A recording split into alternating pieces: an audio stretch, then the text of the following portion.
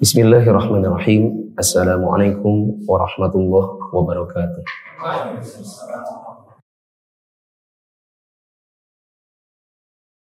Alhamdulillah wa kafa wassalatu wassalamu ala rasulillahi mustafa wa ala alihi wa ashabihi wa man iktafa. Jamaah yang dirahmati Allah, pada kesempatan malam hari ini kita lanjutkan kembali pembahasan buku Mulia dengan Manhaj Salaf. Kita sudah masuk dalam bab baru, yaitu bab ke-6, karakteristik manhaj salaf. Apa yang membedakan manhaj salaf dibandingkan manhaj yang lain? Pertama, kata penulis, manhaj salaf itu jelas, gamblang, mudah. Jelas secara dalil, gamblang, nggak perlu banyak nggak perlu terlalu banyak penjelasan macam-macam, cukup nukilan-nukilan dari para ulama, gampang dipahami, ketimbang merepotkan diri sendiri dengan mencoba untuk mencari tafsir pribadi. Manhaj salaf juga mudah dalam penerapan. Kata Nabi SAW, "Inni qad taraktukum ala mithli bayda, lailuha kanahariha, la yazighu anha ba'di illa halik." Sungguh, aku tinggalkan kalian ini di atas Islam yang putih bersih, malamnya seperti siangnya, terang benderang. Tidaklah berpaling dari Islam yang bersih ini setelah aku meninggal nanti, melainkan akan rusak binasa. Jadi Islam itu sudah jelas, terang benderang, tinggal kita nerapkan saja.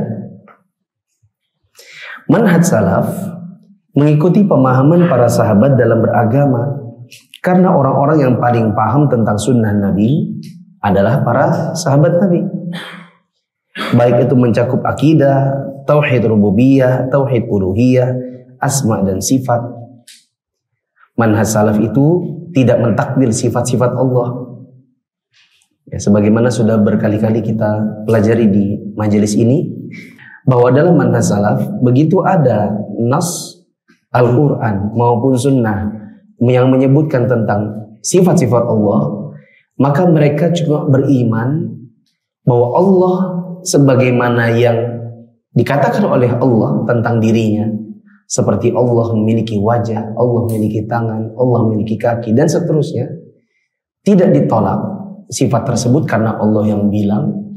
Tidak perlu repot-repot untuk mencari tafsirnya ini begini, tafsirnya begitu, diselewengkan maknanya, ditakwil, apalagi dikatakan ditafwid misalnya. Itu tangan tapi nggak tahu apa itu tangan itu namanya ditafwid.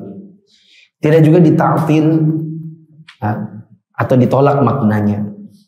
Sebagaimana para sahabat dahulu ketika mereka kajian bersama Nabi, para sahabat dahulu ketika mereka kajian sama Nabi, Nabi sebutkan tentang ayat tentang wajah Allah, maka mereka menerima Allah punya wajah, mereka beriman, dan mereka tidak pernah tanya-tanya kepada Nabi, wajah Allah itu kayak apa Rasulullah? Mereka mendengar dari Nabi bahwa Allah berfirman tentang Allah itu datang dan Allah itu turun, maka mereka cuma sekadar beriman bahwa Allah datang, Allah turun, dan berbagai sifat-sifat yang lain tanpa mereka pertanyakan kepada Nabi, dan mereka juga tidak mengingkari apa yang Nabi sampaikan. Kita wajib untuk menetapkan apa yang Allah tetapkan dan menafikan apa yang Allah nafikan. Dan kita juga meyakini bahwa Allah itu tidak ada makhluk yang menyamainya. Sebagaimana dalam firman-Nya, "Laisa kamitslihi syai'." Tidak ada sesuatu apapun yang serupa dengan Allah. Jamaah yang dirahmati Allah, tadi siang saya ada kajian di Penajam. Kebetulan materinya mirip ini, bahwa Islam itu mudah. Ya. Begitu juga manhaj salaf itu mudah. Kenapa mudah? Allah utus Nabi SAW untuk menjadi contoh bagi kita dalam beramal. Jadi kita juga nggak perlu repot-repot untuk mengarang sendiri. Coba kalau seandainya kejadian gini, Allah menciptakan kita, lalu kita disuruh sholat, terus Allah nggak utus Nabi. Tidak ada yang ngajarin kepada kita bagaimana tata cara sholat. Lalu kita disuruh ngarang sendiri. Mudah atau susah? Susah. Gimana ya gerakannya? Antum dulu sekolah pernah nggak disuruh ini pelajaran seni, pendidikan seni itu apa nama mata pelajarannya? Penjaskes. Pelajaran kesenian gitu kan? Disuruh nari, tapi ngarang. Pernah nggak? Pernah ya? Saya pernah juga di SMA. Dibentuk grup, laki-laki, perempuan, satu grup isinya 5-7 orang. Kita saking bingungnya mau ngarang gerakan, kita sampai cari penari Balikpapan. Kebetulan teman SD, ya kan? Rahman, tos dulu. Apa kerjaanmu? Aku sekarang koreografer. Oh iya. Oh kamu disuruh teman-temanku ini? Iya. Oh kita nyewa dia, sampai nyewa bayar. Habis itu latihan 3 minggu berturut-turut, laki-laki suruh joget, gitu. Saking apa ya? Saking susahnya mengarang, kita harus nyewa orang dan bayar dia. Mau apa? Disuruh cari lagu dulu, terus nanti gerakannya apa? Hitungnya berapa? Setengah mati. Ya, itu sebagai analogi saja. Lah, kalau seandainya kasusnya di dalam Islam ini kita disuruh sholat terus sholatnya suruh ngarang sendiri, pasti susah. Nah Islam ini mudah, tinggal nyontoh aja. Sudah pernah ada seorang Nabi SAW namanya Muhammad, diutus oleh Allah mengajarkan kepada para sahabat. Kemudian apa yang mereka lakukan kemudian turun-temurun hingga sampai kepada kita lewat hadis-hadis yang sahih. Kita tuh tinggal niru aja sebenarnya, nggak susah. Nah kita nggak disuruh ngarang sendiri. Cuma kenapa Islam yang jadi susah bagi sebagian orang? Karena memang sebagian guru-guru itu ngajarin hal-hal baru yang harusnya mereka tinggal contoh, ini ngarang gitu. Antum tahu teh kotak kan? Itu karena sudah ada aluminium kayak itu ya. Kan tinggal tusuk, gitu kan? Lah ada orang, ada gunting kah? Gunting. Maaf Pak, ini ujungnya bagus digunting. Dinaikkan dulu itu yang sayapnya itu, baru digunting. Sudah tinggal tusuk, cari jalan yang lain, mau diangkat lagi sayapnya, baru mau digunting, diseruput dari samping. Jadi susah Islam ini bagi sebagian orang, karena memang sebagian ustadz-ustadz ada yang mencoba untuk berkreasi. Salawat itu udah jelas, Allahumma sholli ala Muhammad wa ala ali Muhammad kama shallaita ala Ibrahim wa ala Ibrahim innaka Hamidum Majid. Wa barik ala Muhammad wa ala Muhammad kama barakta ala Ibrahim wa ala Ibrahim innaka Hamidum Majid. Selesai kan? Ada lagi orang butuh berminggu-minggu menggubah sholawat sendiri. Karena dia mungkin ingin dikenal, dia punya punya karya di dalam Islam yang dengan sholawat baru itu dia dikenal oleh orang-orang itu ciptaannya. Jadi dia harus ngarang dulu. Susah dong ngarang, kayak kan tahu bagaimana susahnya mengarang himne Balikpapan, ya kan? Mars Balikpapan itu kayak apa susahnya? Bikin notnya, bikin kayak partitur, apakah itu ya? Bikin nadanya, bikin ininya, baru bikin yang balok gitulah. Setengah mati. Jadi ada orang mau bikin sholawat sendiri, sekarang dulu. Salah, ganti lagi nadanya.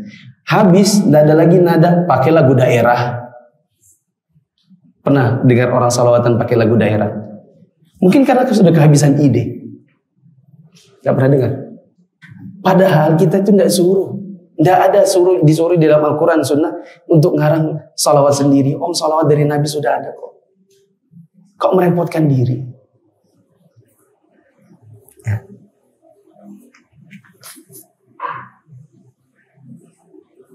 Jadi jamaah yang dirahmati Allah, semakin mudah Islam ini dijalankan kalau kita itu cuma berbekal tinggal ngikut.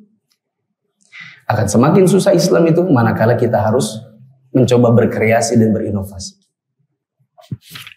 Kedua, karakteristik manhaj salaf.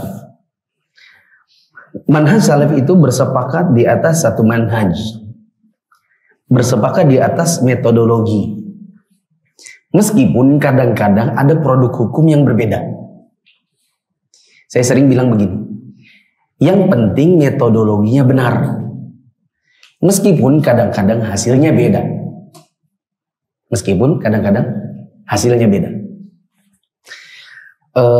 Dan beberapa kali saya kasih contoh.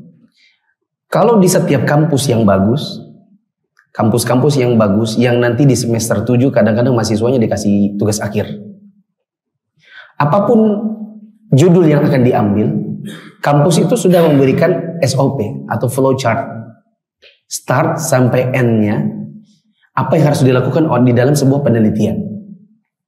Misalnya penentuan masalah.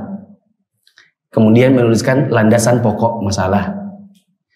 Kemudian literatur, pembacaan literatur, dan mencari masalah baru.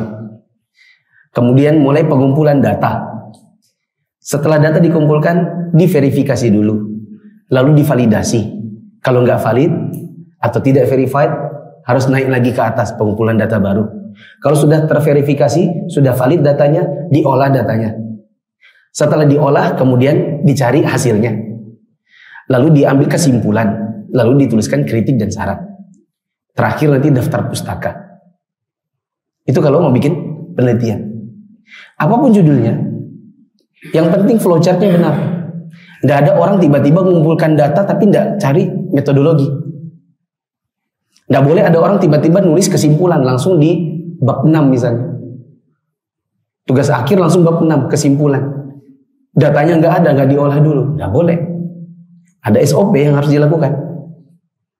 Meskipun nanti misalnya dua mahasiswa di tahun yang berbeda, mereka melakukan penelitian yang mirip, ternyata ending akhirnya nggak sama. Yang terpenting tadi apa? Metodenya benar. Nah, di dalam beragama, yang terpenting itu metode pengambilannya benar. Pengambilan hukum itu menggunakan dalil. Kalau kita orang awam, kita bertanya kepada ahli ilmu. Dan ahli ilmu juga merujuk kepada orang-orang yang lebih berilmu lagi. Seperti dari kalangan para sahabat Nabi, tabi'in, tabi'ut tabi'in. Tidak boleh di dalam Islam ini tidak pakai dalil, bikin hukum sendiri. Itu tidak SOP-nya. Tidak boleh juga orang awam bikin kesimpulan hukum sendiri, karena tidak SOP-nya. Tidak boleh orang yang bukan pakar mengatakan, menurut saya hukumnya ini begini, padahal tidak pakar. Yang boleh ngomong, menurut saya dalam hal ini yang lebih tepat adalah begini, itu pakar. Ya. Paling tidak, kalaupun ada yang bukan pakar, misalnya ustadz-ustadz yang bukan pakar, seperti saya misalnya, kita dihadapkan satu masalah, kita lihat pendapat sebagian pakar. Para ulama ini bilang apa, yang ini bilang apa. Oh, ada perbedaan pendapat. Lalu kami, sebagian ustadz-ustadz mengatakan, kalau saya condong pendapat ini, saya condong pendapat itu, karena dalil ini lebih tepatnya begini, atau dalil ini lebih tepatnya begitu. Kok ustadznya berani ngomong begitu? Karena ustadznya punya ilmu alat. Sudah belajar ilmu usul fikih, sudah ngerti kaidah-kaidah fikih. Ada tafsir, pernah belajar kaidah-kaidah tafsir.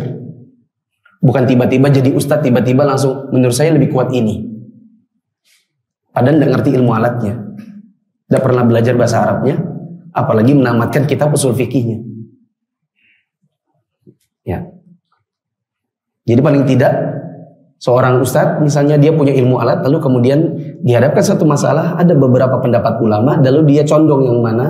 Kenapa dia lebih condong itu? Bahkan tak jarang kita ini maksudnya saya atau sebagian ustadz-ustadz yang lain, kita dapatkan ilmu dari sebagian guru kita selisihi mereka. Bukan karena kita ini merasa lebih pintar, tapi kita sudah mendapatkan informasi yang mungkin menurut kita lebih condong, lebih kuat pendapat yang lain. Contoh, saya pernah kasih contoh di BDI. Saya pernah sholat subuh, waktu saya mendampingi Syekh Sa'ad Asyadri.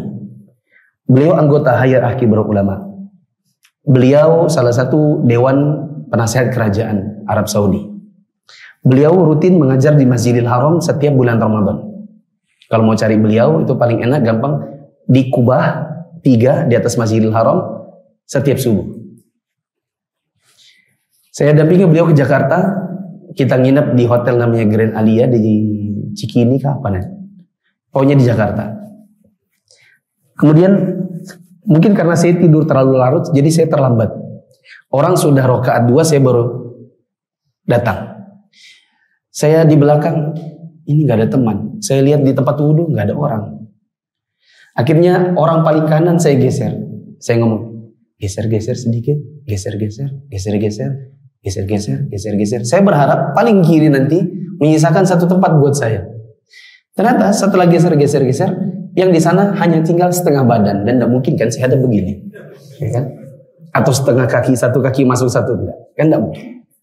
Karena tidak bisa lagi, dan tidak mungkin saya balik lagi ke atas sana, ke kanan sana, lalu kemudian saya suruh geser lagi, nanti orang terganggu. Maka saya terpaksa sholat di belakang sendiri. Setelah selesai sholat sendiri, karena saya masbuk, kemudian saya sholat sendiri.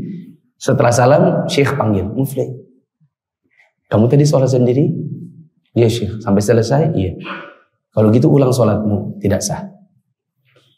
Saya bilang, kalau saya lebih pilih pendapat Syekh Utsaimin, Syekh, karena yang saya dapatkan dulu itu batal kalau menyengaja sendiri di belakang padahal di depan masih kosong. Tadi saya sudah berusaha menggeser orang dan tidak dapat tempat. Jadi saya lebih condong pendapat bolehnya sholat sendiri di belakang bila memang kehabisan tempat. Saya selisihi guru saya. Karena saya lebih condong pendapat ulama yang lain.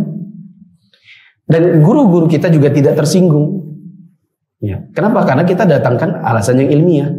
Kita juga pakai pendapat ulama yang mungkin lebih besar dari beliau. Begitu. Jadi, sebagaimana yang saya sampaikan tadi, yang penting metodologinya benar. Metodologinya benar. Meskipun nanti kadang-kadang kesimpulan hukumnya beda. Bahkan kadang-kadang kita dan guru kita beda pendapat. Dan tidak apa-apa. Bahkan di Balikpapan misalnya teman-teman ngaji sama saya. Kemudian teman-teman lebih pilih pendapat yang tidak saya ambil. Selama pendapat itu adalah satu dari pendapat-pendapat yang ada, bukan pendapat sendiri, silakan. Tidak dipaksakan untuk mengambil pendapat kami. Kata penulis, bersepakat di atas satu manhaj. Hal itu karena tidak ada perselisihan di kalangan salaf pada manhaj yang mereka tempuh. Bahkan mereka menetapkan bahwa kesalahan itu sebenarnya timbul karena menyelisih manhaj salaf. Menyelisih manhaj salaf termasuk perbuatan bid'ah dalam agama, dan seorang muslim harusnya menghindari yang seperti itu. Al-Imam Al-Asbahani rahimahullah berkata, sesungguhnya Allah Ta'ala tidak menginginkan kebenaran dan akidah yang sahih kecuali bersama ahli hadis dan ahlul athar. Karena mereka mengambil ilmu agama dan akidah mereka secara berantai, tidak terputus dari satu generasi ke generasi sebelumnya sampai kepada tabi'in, dan para tabi'in mengambil agama dari akidah mereka dari para sahabat Rasulullah SAW, dan para sahabat mengambil akidah itu dari Rasulullah sendiri. Maka tidak ada jalan untuk mengetahui apa yang didakwahkan oleh Rasul kecuali melalui jalan yang ditempuh para sahabat. Syekhul Islam Ibnu Taimiyah rahimahullah mengatakan, sesungguhnya semua ayat-ayat tentang sifat Allah yang terdapat di dalam Al-Quran tidak ada perbedaan di kalangan para sahabat tentang tafsirnya. Aku sudah telaah tafsir-tafsir yang dinukil dari para sahabat yang mungkin jumlahnya lebih dari 100. Tidak kutemukan sampai saat ini bahwa tidak ada seorang sahabat pun yang mentakwil dari ayat-ayat sifat. Seperti ayat bahwa Allah punya wajah misalnya. Tidak seorang sahabat pun yang ketika menerima ayat ini dari Nabi SAW, mereka dengar pertama kali, lalu mereka berkata, ya Rasulullah, ini wajah beneran?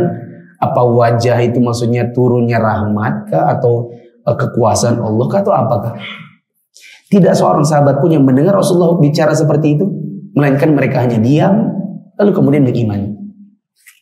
Adapun orang di zaman sekarang, satu persatu nanti sifat-sifat Allah yang menurut mereka itu kok mirip sama makhluk, lalu kemudian harus ditakwil, harus dipalingkan lagi maknanya, ya. Dan itu sebenarnya akan merepotkan mereka sendiri. Ya, balik lagi ke karakteristik pertama, manhaj salaf itu gamblang, mudah. Kenapa? Tinggal ngikut. Ada orang merepotkan diri dengan harus mentakwil satu persatu sifat-sifat Allah. Karena nanti kalau ditanya, jadi kalau menurutmu Allah itu turun apa? Coba. Iya, Allah itu nggak turun. yang turun itu rahmatnya. Oh jadi Allahnya gimana? Allah itu tetap di ars, Allah tetap di arsnya misalnya. Oke. Kalau wajah, apa itu wajah? Oh wajah itu bukan wajah, wajah itu nikmat. Oke. Kaki apa kaki? Satu persatu. Kalau ketawa apa ketawa? Allah ketawa. Coba apa itu Allah tertawa? Malah mentok sendiri kan nanti. Oh nggak ada Allah tertawa. Jadi yang ada Allah itu apa? Allah gembira, Allah senang, Allah marah, Allah murka. Coba kayak apa? Satu persatu dicari takwilnya, malah susah sendiri. Paling enak adalah beriman sudah dan tidak menanyakan bagaimana wajah Allah, bagaimana kaki Allah, bagaimana tangan Allah dan seterusnya. Ketiga, karakteristik manhaj salaf. Orang-orang di dalam manhaj salaf, mereka itu berkumpul di atas kebenaran. Maksudnya adalah mereka bersatu asalkan landasan persatuannya adalah kebenaran. Tidak seolah-olah bersatu padahal hatinya berpecah belah. Ya. Sebagaimana keyakinan sebagian orang, mereka mengatakan begini. Ya, meskipun ini menarik juga, ya, buat orang awam, betul juga sih. Kita bersatu di atas yang kita sepakati. Dan kita saling toleransi di atas yang kita perselisihkan. Ganti dikit bahasanya. Kalau kita sepakat, yuk kita bareng. Kalau kita berselisih, ya udah kita toleransi aja. Bagus ya? Menurut orang awam. Coba kalau didetailkan. Kita bersatu di atas yang kita sepakati. Oke lah ini. Tapi kalau ada hal yang kita perselisihkan, haruskah kita selalu toleransi? Sekarang kita berselisih apa? Contohnya hukum penggunaan jimat dengan menuliskan ayat Quran. Haruskah kita selalu toleransi? Coba, menurutmu apa? Oh, menurutku boleh-boleh aja Al-Quran ditulis lalu dijadikan jimat. Padahal Nabi SAW mengatakan, Inna ruqa wa tamaima wa tiwala tasyirkun. Sesungguhnya jampa-jampi, pelet-pelet, jimat-jimat itu syirik. Apapun isinya. Mau black box itu yang kecil di pinggangnya anak kecil, mau isinya sholawat kah, mau isinya apa, itu semua bagian dari kesyirikan. Terus gimana ini kita nyatunya? Satu bilang syirik, satu bilang boleh. Ada orang bilang, saya ini salah satu amalan saya beritikaf. Kalau dia tidak mau bilang semedi juga ya, tidak mau bilang bertapa. Kalau bertapa itu kan di bawah air terjun begini gitu kan. Tapi ini di kuburan. Jadi karena itu tidak bilang di bertapa, dia bilang itikaf. Saya itikaf di kuburan 40 hari 40 malam. Kita bilang enggak, kalau itikaf itu tuh aja di masjid. Nanti kita harus toleransi lagi di masa ini. Oh ya sudah, tidak apa-apa. Kalau mau itikaf 40 hari 40 malam di kuburan, silakan aja. Jangan lupa bawa cemilan. Nanti ada lagi. Yang satu pergi ke dukun. Yang satu bilang ke dukun itu syirik. Yang satu banyak nanti. Hal-hal yang kalau didetailkan, kita tidak bisa bersatu di situ. Ya. Ada ustadz misalnya, oh tidak apa-apa pergi ke Natalan. Mengucapkan selamat Natal itu tidak apa-apa. Selama hati tetap beriman. Nanti kita meyakininya, oh nggak boleh. Karena selama Natal, selamat Natal. Natal itu keyakinan mereka, Tuhan sudah lahir anaknya. Berarti Tuhan punya anak. Sementara keyakinan kita, lam yalid walam yulad. Allah itu tidak beranak, tidak diperanakan. Masa kita disuruh bilang, selamat, Tuhan sudah punya anak. Kok gitu dibilang boleh? Oh sudah, nggak usah bertengkar, itu nggak usah dibahas. Nanti kita berkelahi, udah kita toleransi aja. Begitu lagi. Nanti datang lagi malam tahun baru, tinggal satu. Yang satu bilang nggak boleh tiup trompet karena itu seperti orang Yahudi. Ya, yang satu bilang boleh-boleh aja, gitu aja loh. Cuman trompet aja dipermasalahkan. Nanti akan datang dalam kehidupan kita berbagai hal yang kalau kita detailkan hukum-hukumnya dalam Islam, sebenarnya di situ antara timur dengan barat. Tidak bisa ketemu. Mendekat ke arah yang satu sama dengan menjauhi yang lain. Ya. Maka kita kalau dalam akidah salaf atau kalau mau ngikut manhaj salaf, memang manhaj salaf karakternya gitu, ngumpul asalkan di atas kebenaran. Kalau hal-hal yang kita berselisih, mari kita detailkan. Ini hukumnya boleh atau tidak boleh. Khawatirnya itu haram, lalu kamu kerjakan, lalu aku biarkan kamu. Kamu saudaraku.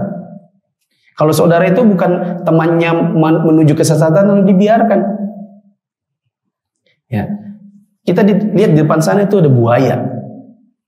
Di situ ada macan, ada macam-macam sudah. Ya kan? Kita datang dari sana, ngeri kalau lewat sini. Pulang aja. Kita papasan di jalan. Bagaimana teman yang baik? Ngasih tahu toh, kamu jangan ke situ. Soalnya di situ banyak bahaya. Itu kan yang dilakukan seorang teman. Begitu juga di dalam manhaj salaf. Kalau ada hal-hal yang menurut mereka itu salah, maka mereka mengingatkan. Bukan karena mereka benar sendiri. Bukan karena mereka meyakini masuk surga sendiri. Justru sebaliknya. Mereka meyakini itu salah. Jadi mereka perlu mengingatkan saudaranya. Supaya saudaranya tidak jatuh ke dalam kesalahan. Ya. Berapa waktu ini kan mungkin dalam 2-3 minggu ini isi medsos saya itu melulu gitu-gitu ya. Ya. Ngingatin soal celana isbal. Ingatkan soal hati-hati Piala Dunia.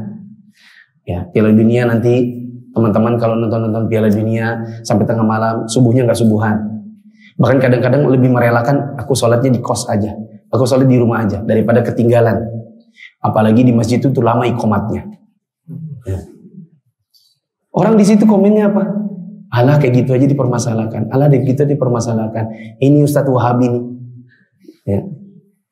Oh, kita mengingatkan kaum muslimin supaya selamat. Belakangan saya muncul lagi. Jangan nonton bola di dalam masjid. Ya. Dibilang kan kalau cuma di halamannya kan nggak apa-apa. Atau itu kan bukan di tempat sholatnya, tapi kan itu cuma di pelataran. Allah kalau menurutku nggak apa-apa. Allah Wahabi. Semua diharamkan. Padahal kita mengingatkan.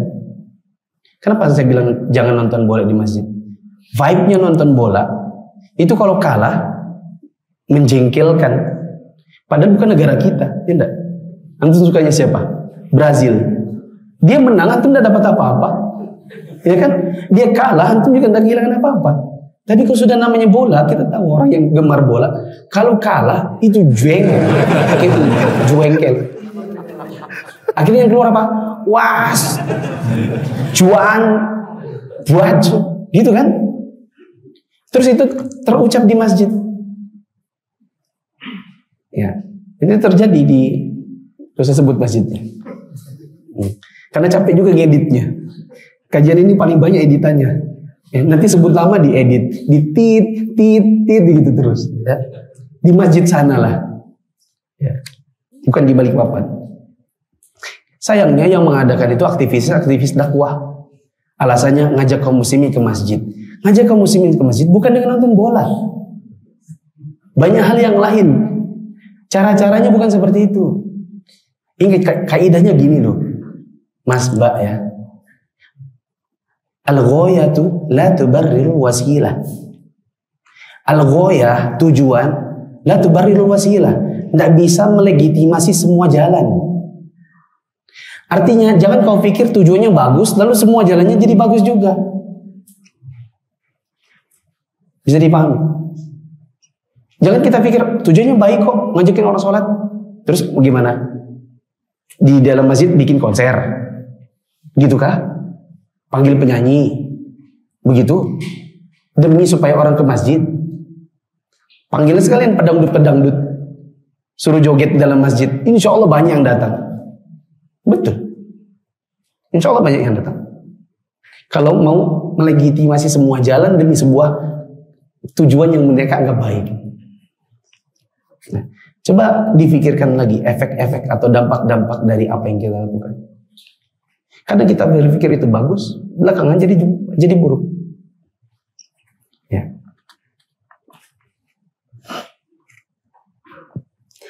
Kata penulis, berkumpul di atas kebenaran. Allah Ta'ala memerintahkan kita untuk berkumpul di atas kebenaran dan tidak berpecah belah, serta tidak berselisih.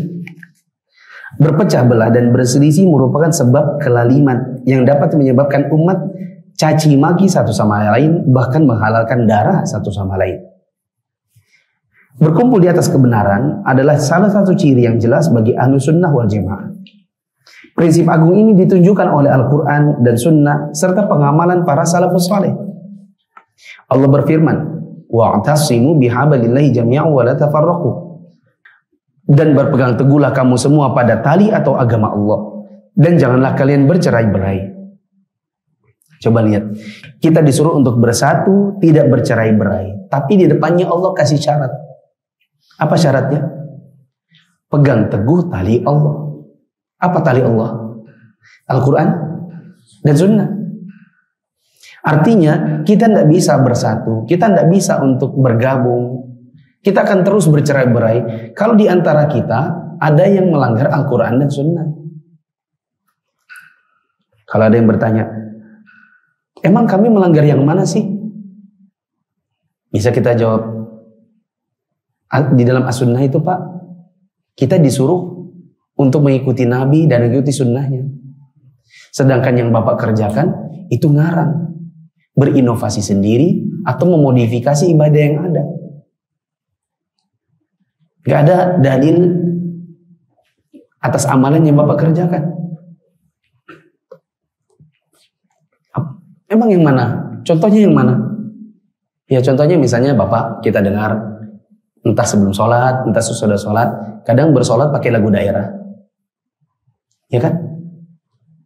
Itu kan ngada-ngada. Di dalam agama kita tidak ada yang seperti itu. Oh tapi kan ini baik. Nah, lama-kelamaan akhirnya mulai terbuka. Dalam kondisi seperti ini juga jangan jangan emosi. Gini Pak, Bapak bilang baik. Baiknya dari sisi mana? Ya bersolawat. Oke. Apakah kemudian hal yang kita anggap semuanya itu baik itu berarti legal? Maksudnya gimana? Maksudnya gini. Ada sahabat Nabi. Ketika dia dengar Nabi bilang gini, siapa yang sudah kurban tadi sebelum sholat subuh? Atau siapa yang kurban sebelum sholat Id? Maka tidak sah kurbannya. Siapa yang tadi sudah kurban duluan sebelum sholat Id, maka harus ganti dengan kurban yang lain. Kurban yang tadi tidak sah. Mendengar perkataan Nabi begitu, ada yang berdiri. Ya Rasulullah, saya tadi sudah kurban duluan. Ya, kenapa kamu kurban duluan? Belum waktunya.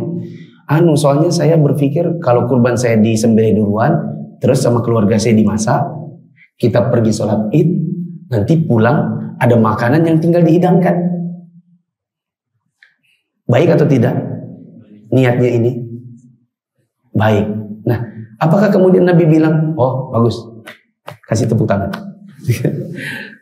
ya, kasih dia istri lagi. Tadi bilang gitu. Apa yang Nabi bilang? Syatuka syatulah.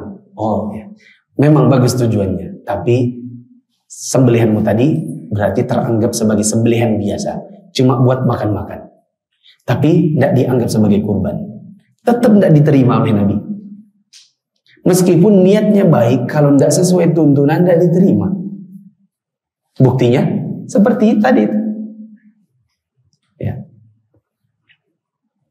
Itu yang berkata adalah nama sahabatnya Abu Burdah bin Nir. Nabi tidak melegitimasi perbuatan Abu Burdah meskipun tujuannya baik. Berarti Pak, meskipun Bapak capek-capek bikin menggubah sholawat, bikin sholawat sendiri, nanti ada sholat namanya ini, ada sholawat namanya itu. Nanti Bapak misalnya namanya Pak, misalnya namanya Marijan misalnya, Marijan. Jadi sholawat Marijaniyah misalnya. Ya. Bapak bikin sendiri, ngarang sendiri, tidak akan diterima di sisi Allah Ta'ala.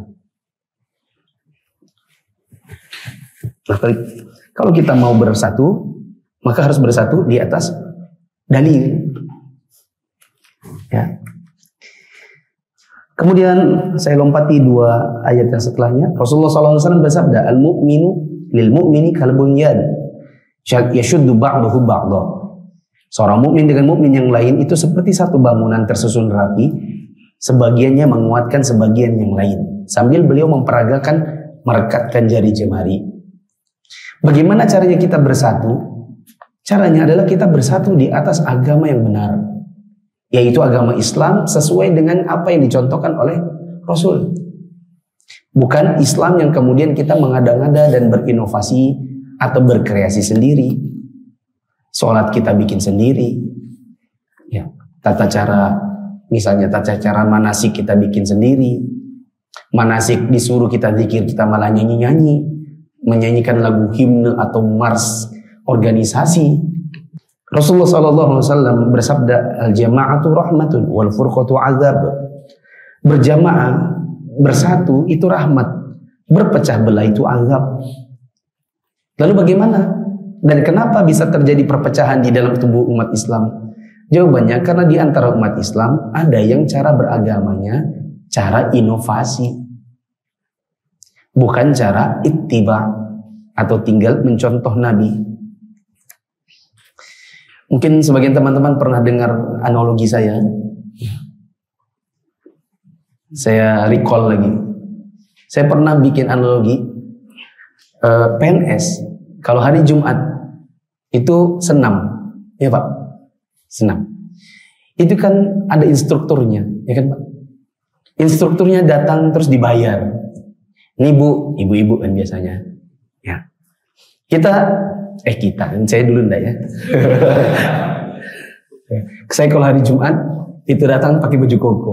Jadi kalau Mas, enggak senam, enggak Bu, banyak kerjaan. Nanti juga persiapan sekaligus mau khutbah Jumat. Pernah juga, Mas ini aneh loh. Orang itu selalu senam, dia aja enggak pernah. Kenapa sih? Kira saya bilang, gini Bu, orang kalau mencoba menghafal Quran, terus lihat bokong perempuan, itu hilang semua hafalannya. Langsung diam ibunya.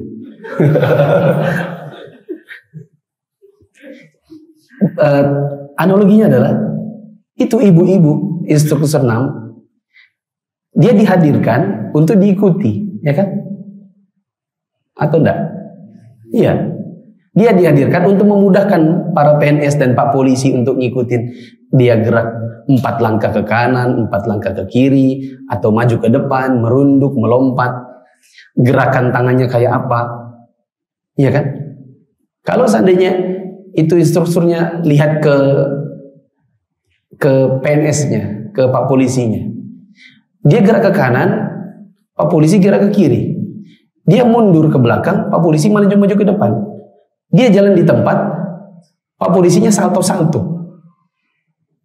Kira-kira apa perasaannya si instruktur? Apa kira-kira? Hah? Dia matikan itu tab musiknya. Apa bapak-bapak ini? Saya lompat, situ jalan di tempat. Saya jalan di tempat, situ lompat. Apa maksudnya? Jangan mentang-mentang saya dibayar ya.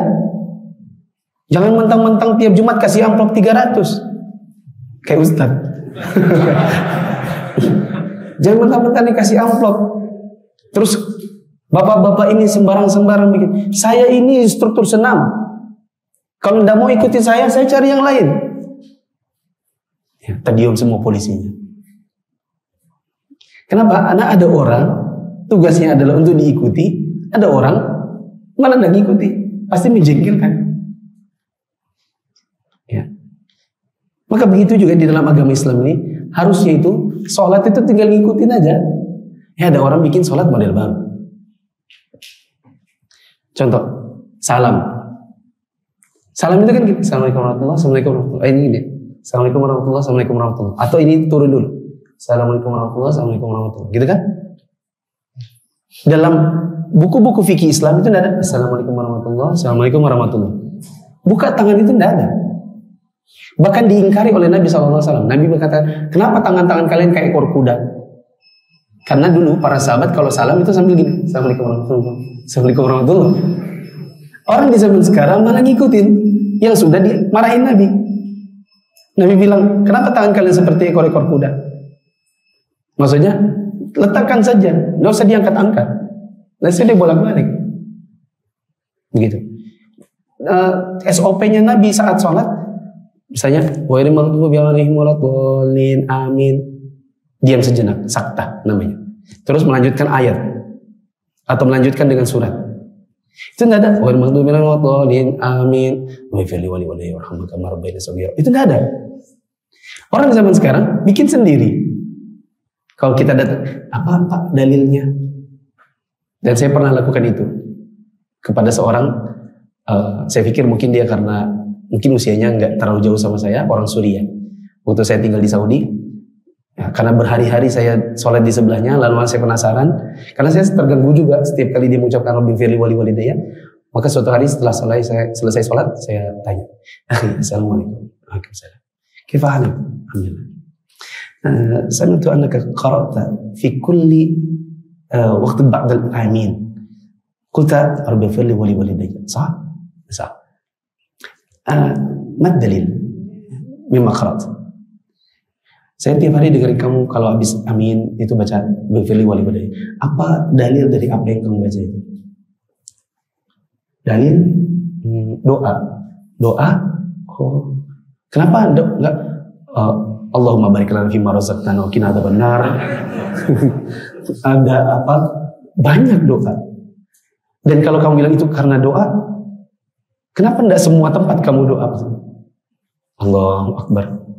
Rabbighfirli wa li walidayya. Alhamdulillahirabbil alamin arrahmanir rahim. Nanti dibawa Rabbighfirli wa li walidayya lagi. Terus nanti Assalamualaikum warahmatullahi Rabbighfirli wa li walidayya.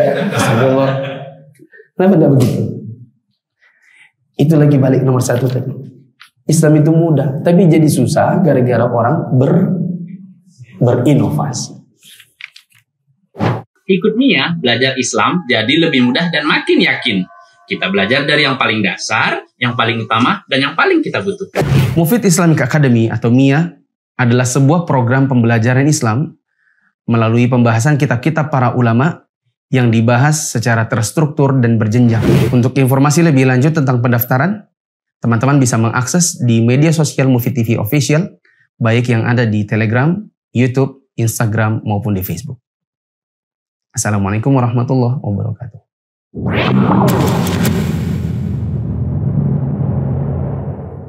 Kenali agama kita lebih dalam dengan belajar di Mufid Islamic Academy.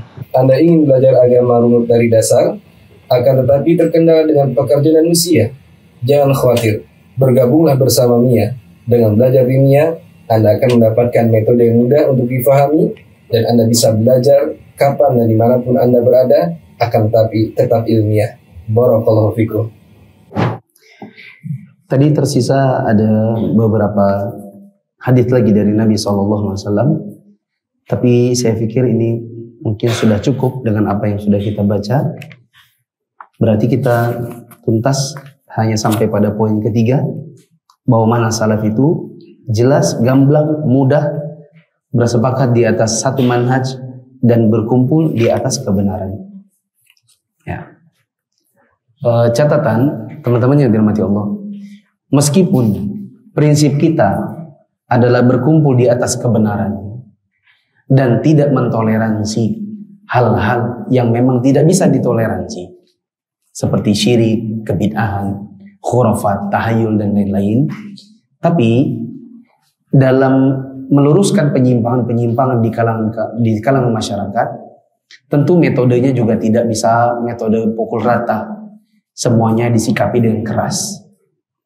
Berdakwah kepada masyarakat yang kita berbeda dengan masyarakat, itu tidak mesti semuanya dengan cara kekerasan dan kalimat-kalimat yang mungkin tidak bisa diterima. Ada kalanya dengan masyarakat kita berlemah lembut. Ada kalanya kita menunda. Menunda maksud saya, menunda yang mungkin kita ingkari dari mereka. Mungkin tempatnya tidak tepat, waktunya tidak tepat. Ya. Ada nanti kalanya sampai pada sikap tegas. Ada kalanya nanti sampai sikap tegas. Jadi cara berdakwah itu nanti juga ada metodologinya. Gak mesti begini. Kita bersatu di atas kesepakatan, kita bersatu di atas kebenaran. Kalau tidak mau, pisah. Terus akhirnya misalnya kita dengan mertua, mertuanya kebetulan mungkin belum kenal sunnah. Terus mau gimana? Apa ceraikan istrinya? Apa kita bilang sama istri kita, mulai hari ini kamu pisah dari bapakmu. Pilih saya atau bapakmu.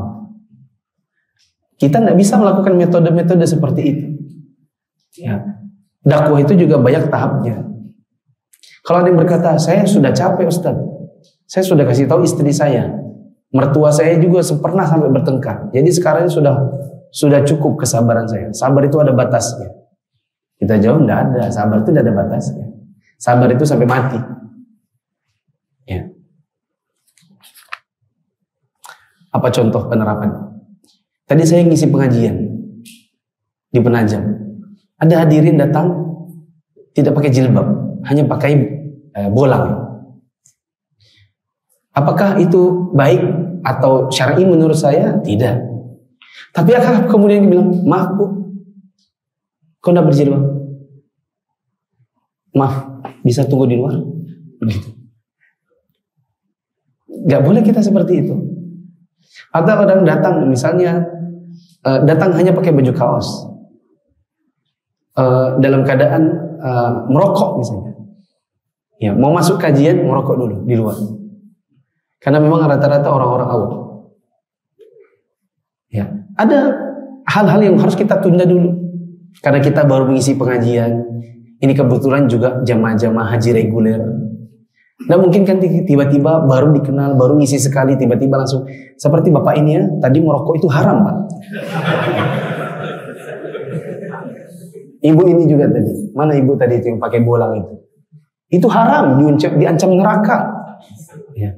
Dakwah juga ada tahapannya, gitu. Jadi jangan apa namanya, hukum asal dakwah lemah lembut dulu. Jangan bilang hukum asal dakwah tegas. Ya. Tegas lalu akhirnya penerapannya sebenarnya bukan tegas, tapi cenderung kasar. Ya. Wallahu a'lam bishawab. Insyaallah di pertemuan yang akan datang nanti akan dijelaskan tentang perselisihan itu bagaimana cara menghadapinya. Wallahu a'lam bishawab. Kalau ada yang bertanya bisa pakai kertas. Bagaimana cara menjawab syubhat? Berjamaah itu harus ada pemimpinnya. Sholat aja ada pemimpinnya. Jika seseorang tidak punya pemimpin, berarti dia memisahkan diri dari jamaah. Maka dijawab, kita ada pemimpin. Siapa yang bilang kita tidak punya pemimpin? Ini kan yang biasa ngomong begini kan Islam jamaah. Tahu kan? Yang suka bilang 100 meter ada mereka. Tidak paham? Hah? Islam jamaah. Ya. Apa? Coba ngomong keras-keras. Nah, tapi kalau kita tanya, kami ada pemimpin. Kalau bapak pemimpinnya siapa? Ini kan asal muasal syubhat ini dari asar Umar bin Khattab. La islama illa bil jamaah, wala jama'ata illa bil imarah, wala imarata illa bil ta'ah, ya, wala ta'ata illa bil bai'ah. Ya. Asarnya adalah tidak ada Islam kalau tidak berjamaah. Tidak ada jamaah kalau tidak ada kepemimpinan. Tidak ada kepemimpinan kalau tidak ada ketaatan. Tidak ada ketaatan kalau tidak baiat. Terus kita tanya, jadi menurut Anda bagaimana itu? Ya kalau gitu baiat dong. Nah masalahnya adalah mereka maunya baiat kepada pimpinan organisasinya. Jadi kalau mau diakui sebagai orang Islam, baiat dulu sama pemimpin organisasi kami. Gemes juga pengen ngomong namanya gitu ya. Takut ada yang merekam aja. Soalnya sekarang itu susahnya undang-undang ITE. Ya kan? Kalau ada yang berpayung hukum, terus kita sembarang ngomong, bisa berakhir di penjara. Sampai dulu-dulu tahun 2014, 15 belum ada itu. Oh, sebutin aja semua. Ya. Jadi mau saya mau gimana? Ya baiat sama pemimpin kelompok kami. Karena kalau baiat berarti Anda taat. Kalau Anda taat berarti Anda punya pemimpin. Kalau Anda punya pemimpin berarti Anda punya jamaah. Kalau Anda punya jamaah berarti Anda Islam. Berarti kalau kalian tidak baiat sama pemimpin kami, kalian gak Islam. Kalau tidak Islam terus bagaimana? Makanya sebagian orang itu kalau sholat di tempatnya mereka, ada yang bilang setelah itu dipel. Ada yang mengakui dan ada yang tidak mengakui. Tapi yang sudah pasti diakui adalah kalau kita jadi imamnya, nggak ada yang mau di belakang kita. Kalau terpaksa, maka mereka ikut jamaah, tapi niatnya munfarid. Ini yang ngomong yang mana? Yang ngomong ustadz-ustadz yang mantan ya. Nggak ada Pak Muhtadir di sini. Ya, Pak Muhtadir cerita. Oh, pantasan Pak Muhtadir. Waktu saya dulu masih jadi PNS, itu kita punya pelatihan. Setiap pelatihan kan ada isomanya. Nanti saya ajakin, ayo mas, sholat. Pasti mereka duluan. Ya kan? Duluan. Akhirnya saya duluan. Tapi setelah saya salam, Assalamualaikum, saya berbalik. Dah ada orang-orang ini. Besok-besok saya ajakin, ayo mas, sholat bareng. Gak ada yang mau. Besok-besok saya tungguin. Ya, ayo semua silakan. Mereka mau tapi yang imam dari mereka. Nah, kapan hari akhirnya saya prank mereka. Ya. Begitu sudah dikomat, saya yang maju. Dan mereka sudah tidak bisa kemana-mana. Kan biasanya kalau dibilang ayo, dan mereka bilang duluan. Saya bilang ayo silakan, kamu dulu imam.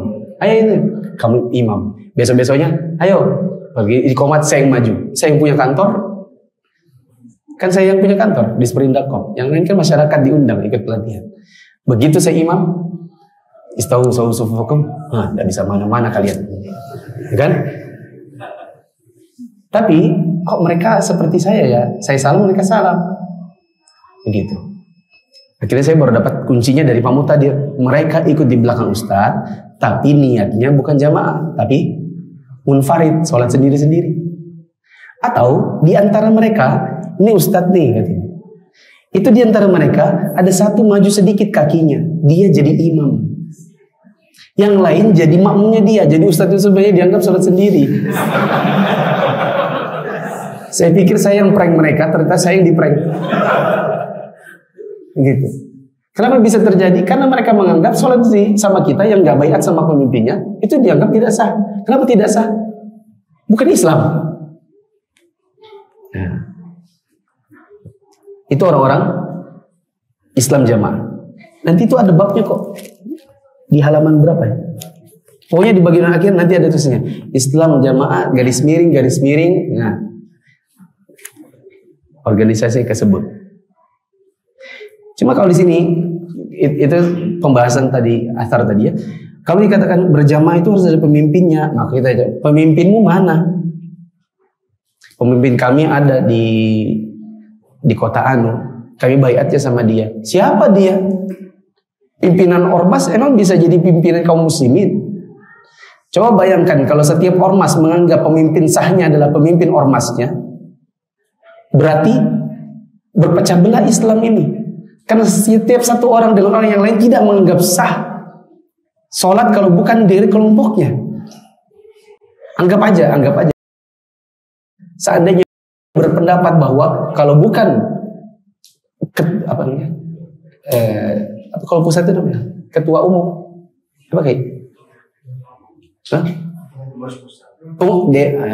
Pokoknya ketua pusat ketua paling nomor satunya. Kalau tidak pimpinan pusat. Kalau bukan dia yang dibaiat, maka yang lain tidak Islam. Ya, anggap aja berpendapat seperti itu. Juga begitu. Yang tidak berbaiat kepada pimpinan kami yang pusat, maka dia nggak Islam. Nanti begitu. Masing-masing mengklaim seperti itu. Bagaimana? Tidak ada persatuan nih kaum muslimin. Tidak ada sholat baru. Jadinya. Makanya para ulama kita mengatakan, kalau mau jadi pemimpin, itu pemimpin muslim dan dikenal. Ini di antara beberapa demikian Syekhul Islam Ibnu Taimiyah. Syarat jadi pemimpin kaum muslimin, dikenal kaum muslimin. Kalau ditanya kepada saya, jadi Ustadz pimpinan antum siapa? Jokowi. Dan dia memang Islam yang dikenal di sini kok. Tapi ada yang bilang dia itu kan katanya. Tapi kan dia pencitraan. Itu urusannya dengan Allah Ta'ala. Yang saya tahu dia adalah muslim dan dia dikenal kaum muslimin. Begitu. Sedangkan pimpinanmu namanya itu siapa? Tidak tahu. Ya. Baiatnya sama dia dibaiat oleh siapa? Dibaiat oleh kelompok kalian sendiri. Ya.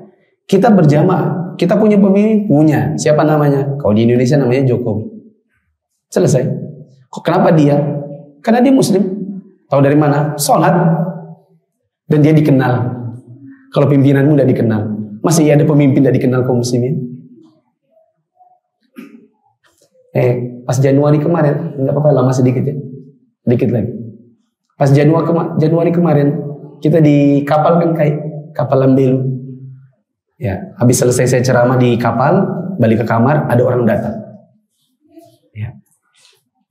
Mau cari ustadz yang tadi. Oh, kenapa Pak? Silakan masuk Pak. Ya, masuk. Saya di sini mau berdakwah, mengajak ustadz. Ya, ustadz tadi ceramahnya bagus. Nah, ini kami punya pemimpin. Oh, saya sudah langsung baca. Oh, maksudnya mau disuruh baiat begitu? Ya, pemimpin kami. Ya, itu memang pemimpin kaum muslimin. Namanya siapa? Bisa bahasa Arab. Bisa bahasa Arab. Ya, ya, enggak tahu juga. Nanti Ustadz bisa tanya langsung. Ini nomor teleponnya. Enggak, beliau enggak tahu. Enggak bisa bahasa Arab atau enggak? Nah, oke. Pemimpin kalau enggak baiat sama dia bagaimana? Nah, Islam. Syekh Sudais tidak kenal sama dia, saya yakin, karena dia orang Indonesia. Kalau Syekh Sudais tidak baiat sama dia, berarti sholatnya Syekh Sudais tidak sah. Kalau tidak sah, berarti yang di Mekah semuanya tidak ada yang sah. Konyol lah. Coba dipikirkan. Nanti di Indonesia punya pemimpin sendiri, baiat sendiri, tidak diakui sebagai muslim. Terus yang di Mekah itu semua percuma aja kita sholat di Masjidil Haram, tidak ada yang sah sholatnya karena tidak berbaiat sama imamnya mereka. Ya, jadi umroh aja, habis itu sholat sendiri-sendiri di kamar di hotel, tidak usah sholat di Masjidil Haram, percuma. Tidak ada 100.000 kali lipat nuang jadi makmum kepada orang yang tidak baiat sama pemimpinnya di Lampung. Gitu. Ya, Ustadz, aja ini nomor teleponnya, nanti Ustadz telepon aja. Oh gitu. Oh ya, terima kasih Pak. Ya, bapaknya keluar. Ini ketahuan orang-orang yang baiat seperti ini punya negara dalam negara. Kan? Tapi kalau mau pergi umroh, paspornya negara Indonesia. Gitu. Subhanakallahumma wa bihamdika asyhadu an la ilaha illa anta astaghfiruka wa atubu ilaik. Assalamualaikum warahmatullahi wabarakatuh.